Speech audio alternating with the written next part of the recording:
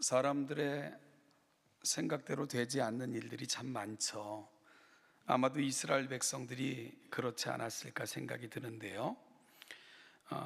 정말 큰 꿈을 안고 애굽에서 나왔지만 이스라엘 백성들이 애굽에서 나오자마자 맞닥뜨린 것은 큰 시련이었습니다. 이스라엘 백성들을 풀어준 것을 곧 후회한 바로 왕이 정말로 모든 첨예한 부대를 동원하여 이스라엘을 추격하기 시작을 했고요. 그래서 숨가쁘게 행진한 후 다다른 곳이 사실 하나님께서 그곳으로 방향을 인도하신 건데 가보니까 홍해바다 앞이었습니다. 얼마나 큰 절망이 몰려왔을까요? 뒤로 돌아갈 수도 없고 앞으로 나아갈 수도 없는 진퇴양난, 한마디로 이스라엘 백성들은 갇힌 것입니다. 그럴 때 사람들이 보여주는 모습이 어떨까? 성경은 그때의 모습을 이렇게 묘사하는데요. 출애굽기 14장 10절부터 12절 말씀을 같이 한번 읽어볼까요? 화면을 통해 읽어보겠습니다. 시작. 바로가 가까이 올 때에 이스라엘 자손이 눈을 들어 본즉 애굽 사람들이 자기들 뒤에 이른지라. 이스라엘 자손이 심히 두려워하여 여호와께 부르짖고 그들이 또 모세에게 이르되 애굽에 매장지가 없어서 당신이 우리를 이끌어내어 이 광야에서 죽게 하느냐? 어찌하여 당신이 우리를 애굽에서 이끌어내어 우리에게 이같이 하느냐? 우리가 애굽에서 당신에게 이른 말이 이것이 아니냐? 이르기를 우리를 내버려 두라. 우리가 애굽 사람을 섬길 것이라 하지 아니하더냐? 애굽 사람을 섬기는 것이 광야에서 죽는 것보다 낫겠노라. 한마디로 아비규환입니다. 그도 그럴만하죠. 정말 큰 꿈을 안고 나와왔는데 죽음 앞에 직면한 것 같은 위기를 경험하고 있기 때문에 그렇습니다. 그런데 결과는 어떻게 진행이 됩니까? 하나님께서는 바다 가운데 길을 내시고 이스라엘 백성들을 그 바다 한가운데를 마른 땅처럼 걸어 반대편에 이르게 하셨고요. 바로와 그의 군사들은 바다 한가운데 수장하심으로 완전한 그리고 완벽한 구원을 이스라엘에게 허락하셨습니다. 바다를 건너 맞은편에서 바다 한가운데서 죽어가는 애굽 군대를 바라보는 이스라엘 백성들의 마음은 어땠을까요? 그때의 장면을 성경은 또한 이렇게 묘사하고 있는데요. 출애굽기 14장 30절 31절인데 같이 한번 읽겠습니다. 그날에 여호와께서 이같이 이스라엘을 애굽 사람의 손에서 구원하심에 이스라엘이 바닷가에서 애굽 사람들이 죽어 있는 것을 보았더라. 이스라엘이 여호와께서 애굽 사람들에게 행하신 그 큰 능력을 보았으므로 백성이 여호와를 경외하며 여호와와 그의 종 모세를 믿었더라. 그들은 하나님의 큰 구원의 능력을 보아 경험했고 그러므로 여호와와 그의 종 모세를 믿게 되었더라 라고 보고하고 있습니다. 그리고요, 여러분, 그러면 이 큰 구원을 경험하자 그들이 보여줬던 첫 번째 행동은 뭘까? 이 놀라운 구원을 경험한 그들이 했던 첫 번째 행동, 그게 여러분 뭘까요? 출애굽기 15장 1절 2절인데요 같이 한번 읽어보겠습니다.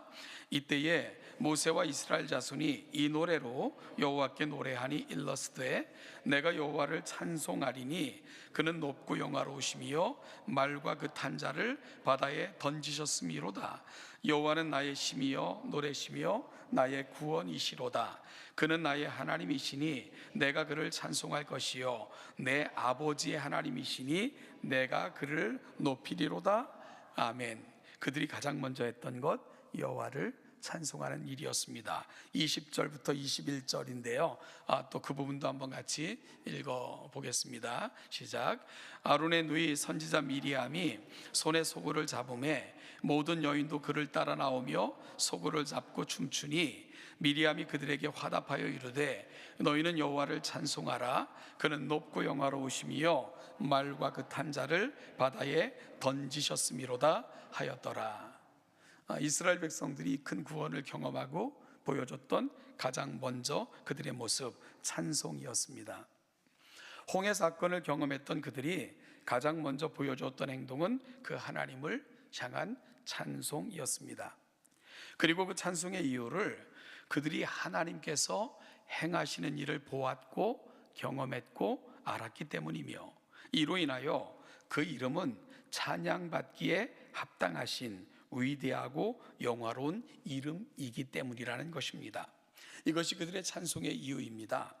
이처럼 찬양은 하나님의 놀라운 구원을 경험한 이들의 입을 통해 터져 나오는 가장 거룩한 고백이고 하나님의 영화로우심에 대한 인정이다. 이것이 바로 찬양이 갖고 있는 의미입니다. 사도 바울의 위대한 구원의 노래는 에베소서 1장 3절부터 14절에 아주 놀랍게 기록되어져 있는데요, 성부와 성자와 성령께서 우리 구원을 향해서 행하신 그 놀라운 일을 진술합니다. 그런데 에베소서 1장 3절부터 14절을 볼 것 같으면 찬송으로 시작해서 찬송으로 끝나는 구조로 되어 있습니다. 하나님의 위대한 일을 말하려니 찬송이 앞서고요, 하나님의 위대한 일을 진술하고 나니 다시 찬송이 터져 나온 것입니다.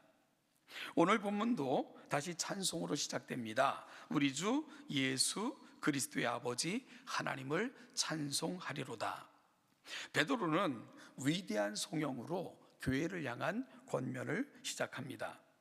베드로는 1장에서 성부 하나님과 성자 예수님 그리고 성령 하나님께서 행하신 놀라운 구원의 은혜를 전하고자 합니다. 2절에서 이미 성부와 성자와 성령의 하나 되심으로 이루신 놀라운 구원의 일을 그 이후에 1장 나머지 부분을 통해서 조금 더 자세하게 설명하고 있는 것이 베드로가 기록한 베드로전서 1장이 가고 있는 자리입니다.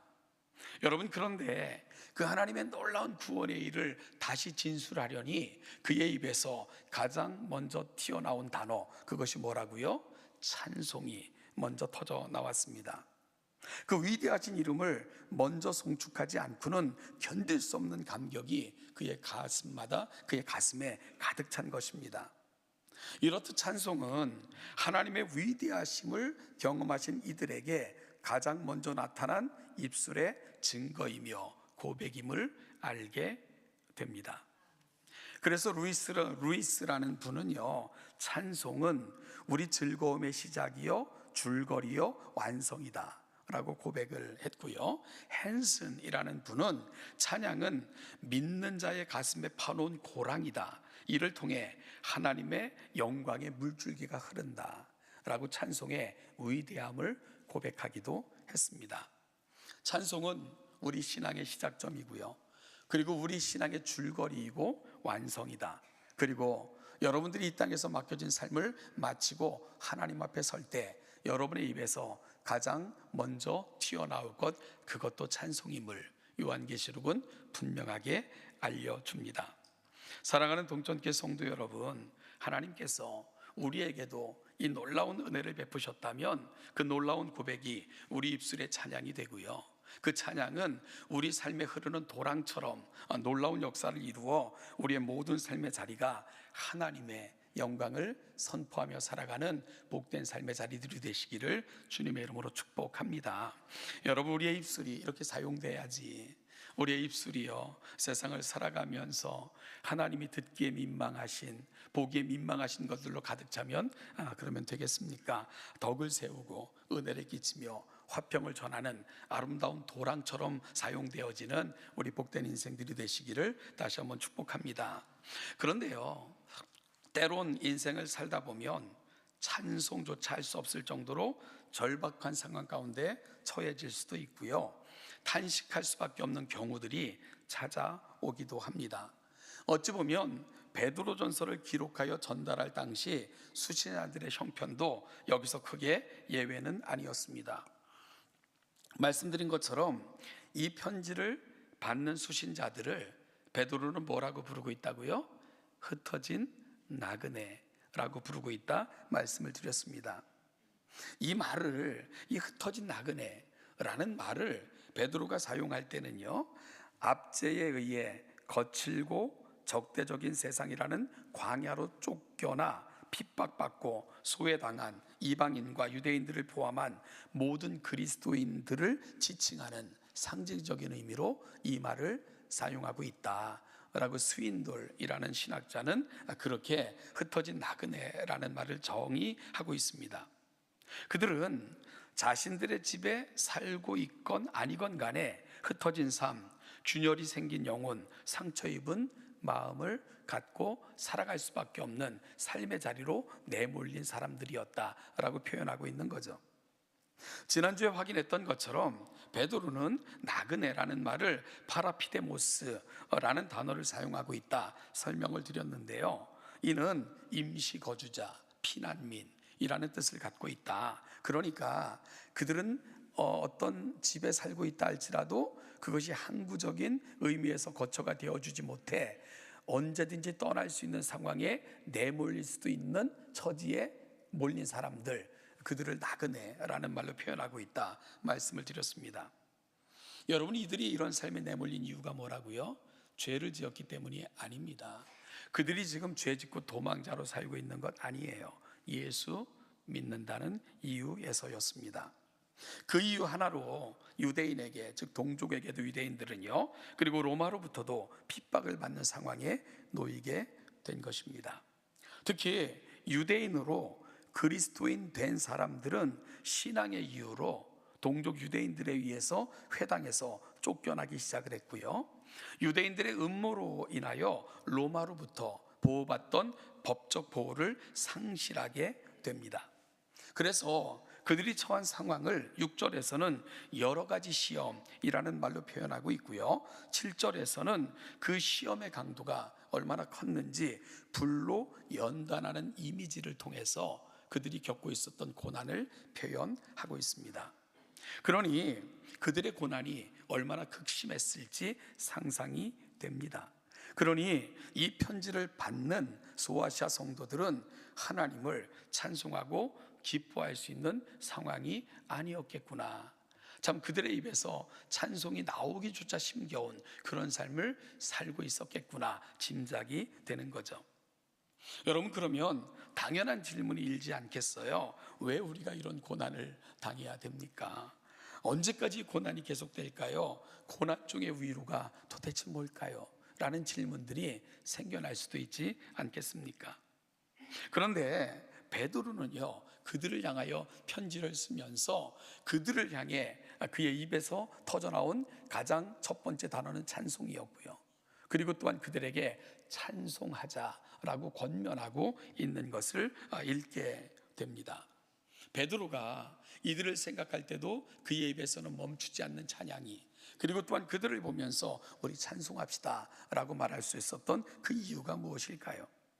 베드로는 이들을 향해 그들이 찬송할 수 있는 이유를 3절에서 제시하고 있는데요, 세 가지 이유를 제시합니다. 하나는 그들이 거듭났기 때문이고요, 둘째는 그러므로 산 소망을 가진 자들이기 때문이며, 셋째는 영원한 유업을 이을 자들이기 때문이라는 것입니다.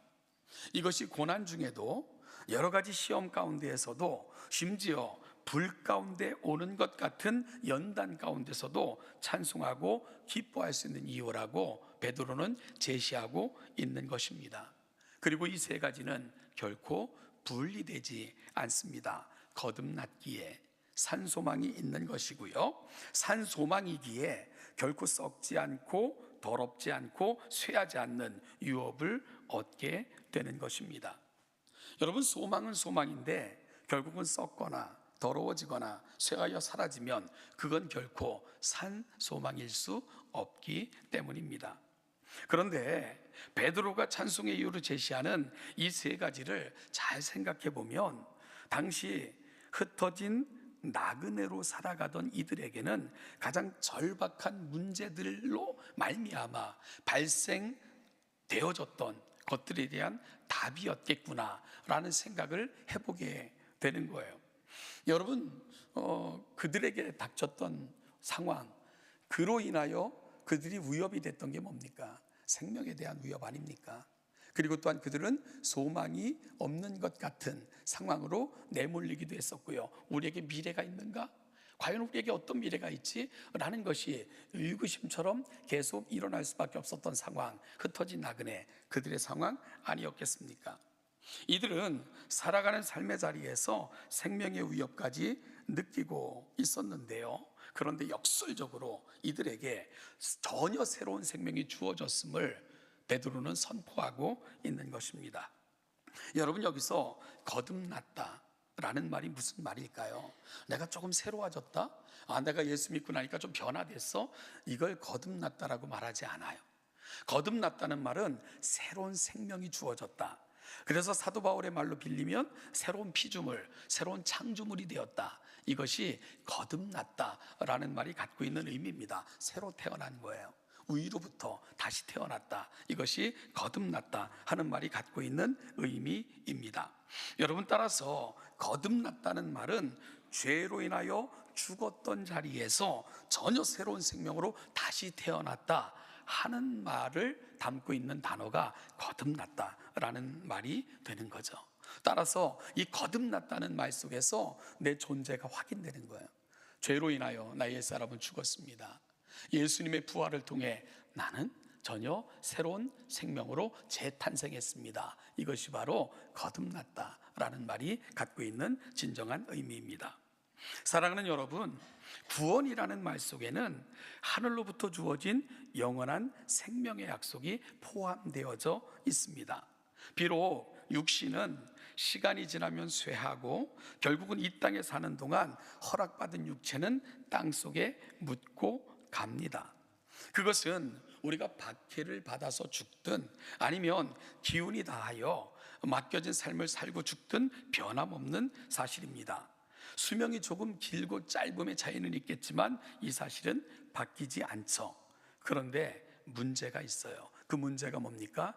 영원에 대한 문제가 남게 되는 것입니다. 따라서 구원이라는 개념은 이 땅에서 죄가 용서받고 새롭게 지음을 받았다라는 개념을 넘어 영원의 개념까지 함께 들어있는 개념, 그것이 바로 거듭났다, 구원이라는 개념을 이해하는 것이 매우 매우 중요합니다. 따라서 구원을 받으셨습니까? 라는 질문은 결국은 이 땅을 넘어 영원까지 이르는 질문이라는 것을 우리가 분명하게 인식해야 되는 거죠. 따라서 우리는 영혼을 어디서 보낼 것인가? 이 질문이 구원이라는 개념 속에는 들어 있는 것입니다. 이건 몇십 년 사는 것과는 전혀 다른 차원의 문제입니다. 과거에 그 예수꾼 만들기라는 그 성경 공부 교재가 있었어요. 얇은 교재였는데 시리즈로 그렇게 이제 발간이 됐던 교재였는데 아주 오래 전인데 제가 이 교재를 가지고 고등부를 이제 이전 교회 전도사 때, 그러니까 그때는 굉장히 젊었을 때인데 제가 맡고 있었던 학생들을 매주 토요일마다 이 교재를 가지고 제가 제자 훈련을 시켰던 적이 있습니다. 그런데 이 교재가 이 첫 권 1과, 그러니까 1권 1과가 이 예화로 시작이 돼요. 그 예화의 내용이요, 이런 내용입니다. 미국의 아더 메리 댄스 교습소에서 춤 선생으로 일하던 한 젊은이가 있었다. 그는 어느 날 댄스 교습을 마치고 집에 가기 위해 차에 올라 라디오를 켰다. 라디오에서 도널드 그레이 바나우스 목사님의 설교가 흘러나왔다. 유명한 목사님입니다. 당신은 영원한 운명의 시간을 어디에서 보낼 것인가? 그는 목사님의 설교에 가슴이 찔림을 받고 정신적인 갈등을 느끼기 시작했다. 도저히 운전을 계속할 수 없었다. 그리고 자신 안에서 이런 질문이 계속되었다. 주님이 재림하시는 날 나는 어디에 있을 것인가? 나는 춤이나 가르치다가 주님의 재림을 맞이할 것인가? 운전대를 잡고 울고 또 울고 회개하고 그는 순간적인 쾌락에 자신의 삶을 맡겼던 지난 삶을 돌이키기 시작했다. 그리고 그 자리에서 예수께 돌아오는 역사를 경험했다. 그가 바로 전도 폭발이라는 전도 교재를 만든 세계적인 전도자, 바로 플로리다 코랄리츠 교회 케네디 목사이다. 이렇게 이제 그 예화로 시작이 돼요. 여러분, 하루하루를 육체의 쾌락에 몸을 맡기고 그것을 돈벌이 수단으로 삼고 살아갔던 한 젊은이, 그에게 영혼의 질문이 들려온 거예요. 그게 뭐냐면, 당신은 당신의 영혼을 어디서 보내실 것입니까? 당신은 당신의 영혼을 어디서 보내실 것입니까? 이 한 가지 질문 앞에서 그는 정신이 혼미하며 온 영혼을 감싸는 그런 충격을 받은 거죠. 내가 이렇게 살다가 오늘이라도 주님이 오시면 나는 어떻게 주님을 맞이할 것이고, 그리고 그 이후 나는 영혼을 어디서 살 것인가, 이런 질문 말입니다. 여러분, 구원이라는 개념 속에는 영원이라는 개념이 들어와 있어요. 구원받지 못하면 영원한 멸망에 처해지는 것입니다. 그런데 거듭남은 이 모든 죄로 인하여 주어진 운명의 사슬을 넘어 영원한 생명에 이른 것, 그 표현이 바로 거듭남이라는 표현입니다.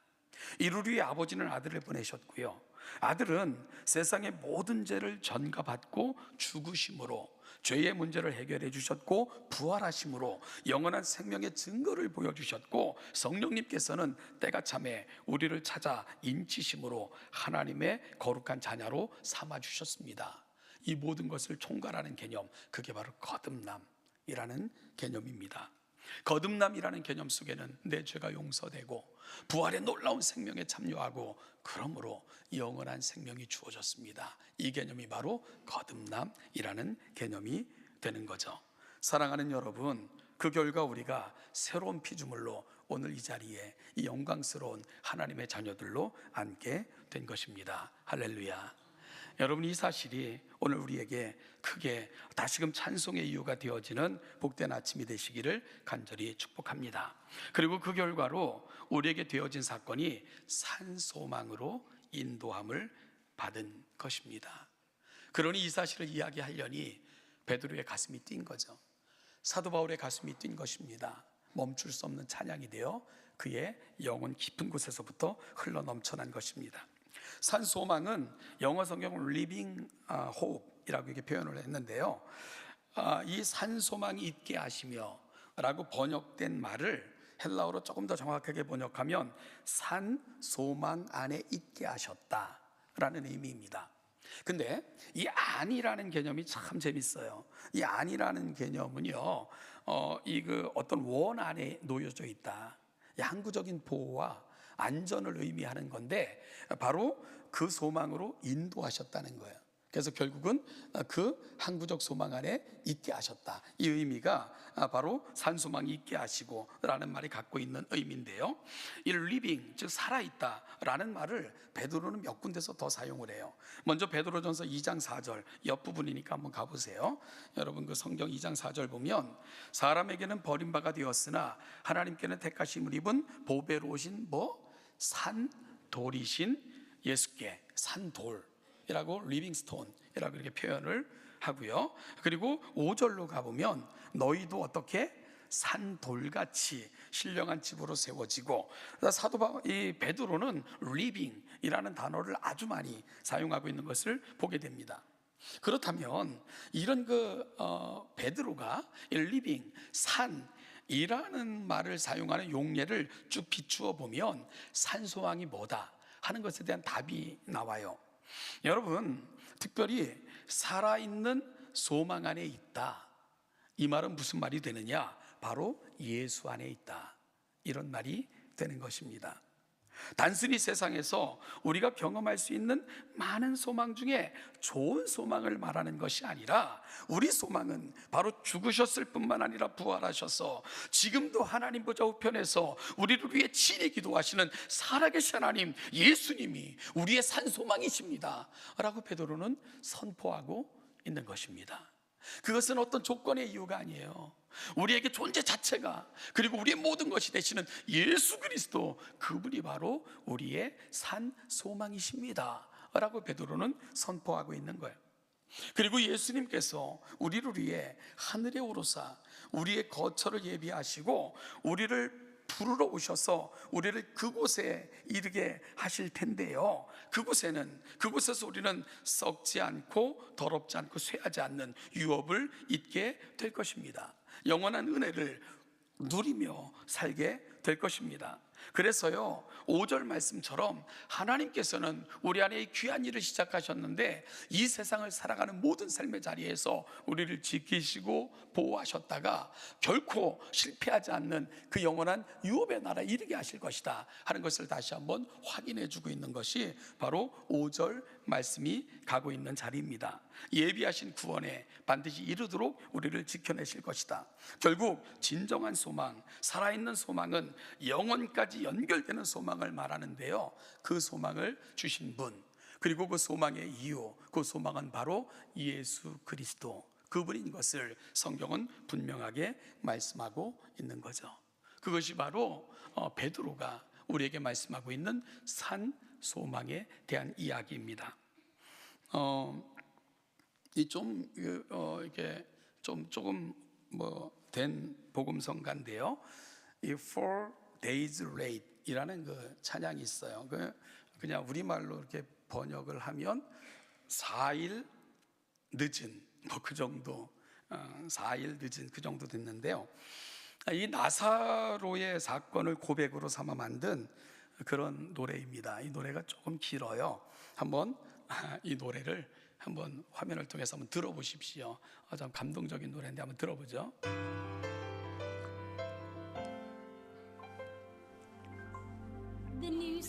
소식은 예수께 전해졌습니다. 제발 빨리 오소서. 나사로가 아픕니다. 당신의 도움 없이는 그는 버티지 못합니다. 마리아와 마르다는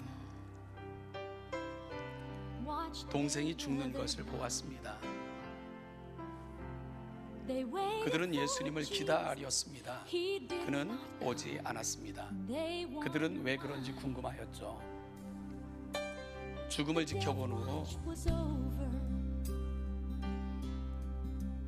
묻힌 지 4일이 흘렀습니다. 어떤 사람이 얘기했어요. 그분은 곧 오실 거야. 주님이 오고 계신다. 마르다는 주님을 바라보며 웁니다. 주여, 당신이 여기 계셨더라면 당신은 그를 고칠 수 있었을 거예요. 그는 여전히 살았을 것입니다. 그러나 당신은 4일 늦었습니다. 그리고 모든 희망은 사라졌어요. 주여, 우리는 이해하지 못합니다. 왜 당신이 긴 시간을 기다리셨는지. 그러나 그의 방법은 하나님의 계획입니다. 당신이란 내 것이 아닙니다. 대단하지 않습니까? 주께서 4일 늦었을지라도 여전히 주님의 시간입니다. 예수님은 마르다에게 말했습니다. 나에게 무덤을 보여줘라. 그녀는 말했습니다. 주님, 내 말을 못 알아들으시나요? 그는 4일 동안 그 안에 있었어요. 묘에서 굴렀습니다. 예수님은 눈물을 흘리셨어요. 나사로가 나옵니다. 누군가가 말했습니다. 살았다. 그가 살아있다.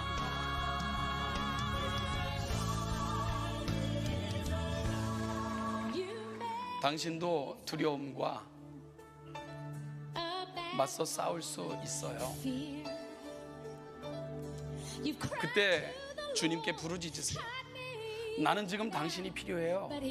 그러나 그가 나타나지 않더라도 친구여, 낙심하지 마십시오. 왜냐하면 그분의 변함없는 계획 때문입니다.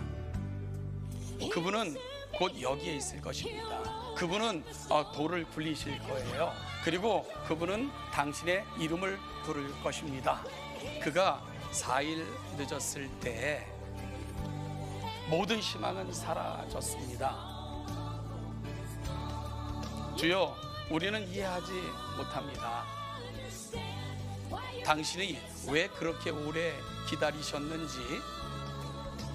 그러나 그 길은 하나님의 길입니다. 당신이나 내 것이 아닙니다.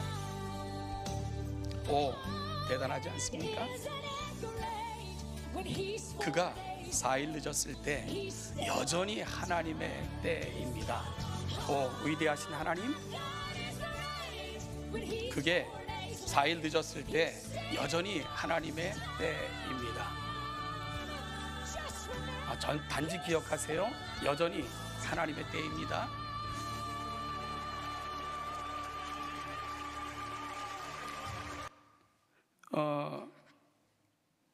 우리도 살면 이런 지점에 설 때가 있어요.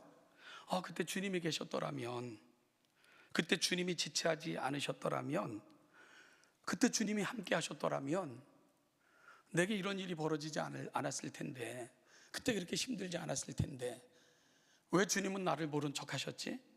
그때 왜 주님은 지체하셨지? 왜 주님은 나와 상관없는 것처럼 나를 내버려 두셨지? 그러실 때가 있어요. 어찌 보면 우리는 늘 나사로고요, 또한 그 곁에 어쩔 줄 몰라 절망 가운데 있는 두 자매가 항상 세상을 살아가는 저와 여러분들의 모습인지 몰라요. 여러분, 그런데 세상의 시간은 하염없이 의미 없이 그렇게 흘러가는 것 같았지만 그 시간도 역시 하나님의 시간이었습니다. 아들을 보내실 준비를 하고 계셨고요, 때가 참에 그 아들을 이 땅에 보내셨습니다. 그리고 그 아들은 십자가 위에서 나의 모든 죄를 사하셨을 뿐만 아니라 부활하심으로 소망을 확인해 주셨고, 성령님은 때가 되매 우리 인생들에게 찾아오셔서 결국은 내 이름을 부르시고 여기 앉혀 놓으신 거예요. 그래서 우리에게 산 소망, 죽지 않는 living hope, 새로운 소망이 생겨난 것입니다. 이것이 바로 저와 여러분들의 정체성입니다. 나는 하나님의 은혜로 거듭나게 됐고, 그래서 나는 쇠하지 않는 소망을 얻게 됐고, 이 세상 순례길을 마치는 날 영접하실 그분을 만날 것입니다. 그러니 어찌 찬송하지 않을 수가 있겠습니까? 여러분, 이 찬송이 우리 영혼의 도랑이 되어 세상에 들려줄 위대한 이야기가 되시고, 그 이야기 속에 여러분들이 사용되시는 귀한 성도들 되시기를 주님의 이름으로 축복합니다. 기도하겠습니다.